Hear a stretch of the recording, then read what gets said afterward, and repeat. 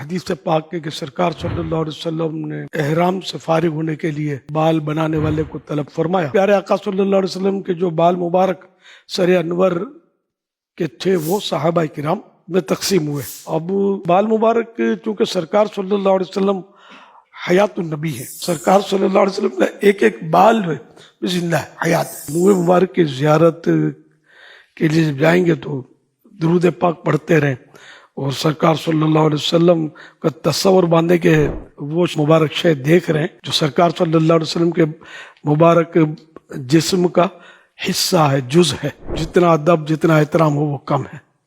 خوب تعظیم سے احترام سے درود شریف پڑھتے ہوئے اس کی زیارت کی جائے. دنیا پہ آیا کوئی تیری نہ مثال دا، دنیا پہ آیا کوئی تیری نہ مثال دا.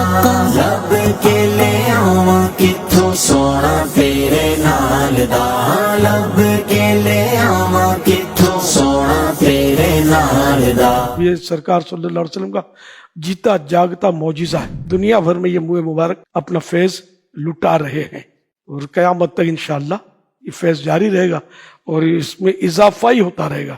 یہ معجزہ بھی ہے، یہ میں سمجھتا ہوں نشانی بھی ہے کہ واقعی منہ مبارک ہے سرکار صلی اللہ علیہ وسلم کے. حضرت ام سلمہ رضی اللہ عنہا ان کے پاس یہ منہ مبارک تشریف فرما تھا چاندی کی نلکی میں غالباً. جب کوئی مریض حاضر ہوتا تو منہ مبارک پانی میں ڈال کر اس کا پانی اس کو پلا دیتی شفا کے لیے.